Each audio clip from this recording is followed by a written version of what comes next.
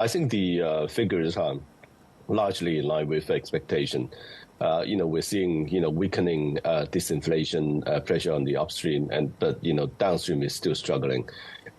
If you look at the composition of the Chinese CPI, right? So food is a very large component, and I think pork is, one of the larger component in the CPI index, and pork price has been going down substantially. So one shouldn't be too surprised to see the overall CPI level is coming down.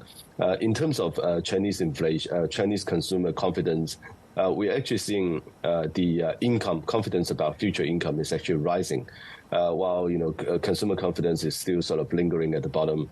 So it is a very slowly improving picture, but I think this set of numbers today set it all.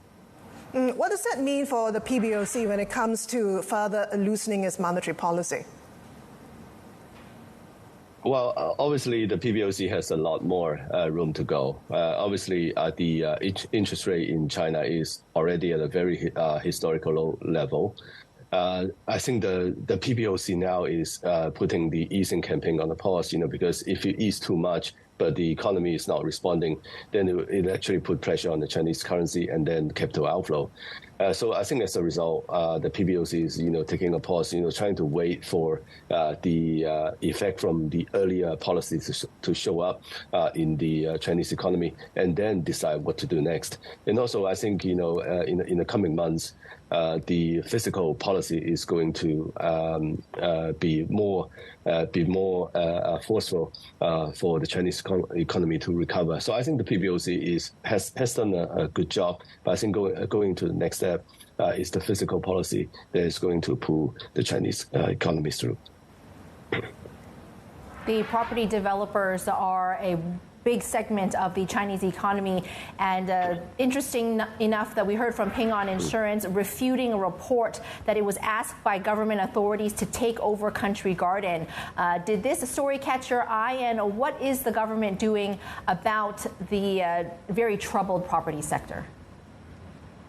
Yeah, I think it's going to take a long time to resolve it. I think Ping An actually has a very large property portfolio on its balance sheet, right? So it's actually one of the larger lenders to the property sector. Right, so some people actually said that Ping An is actually one of the largest property developer in China. So I think one shouldn't be too surprised by yesterday's news. In the sense that the Chinese property sector is going into a consolidation phase.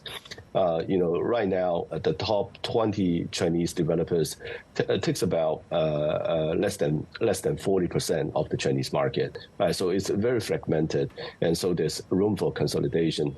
And also, at this point in time, the property developer needs the balance sheet and also the cash flow, to survive this sort of winter of Chinese property. So, one way or the other, the property sector has to consolidate. And, let's wait and see, what the news that comes through. But I wouldn't be too surprised if eventually, Ping An will be a very active part of the consolidation process. Hi, I'm Emily Tan, and thanks for watching CNBC. You can check out more of our videos by clicking on the boxes on the screen, and don't forget to subscribe to the channel for more. Thanks for watching.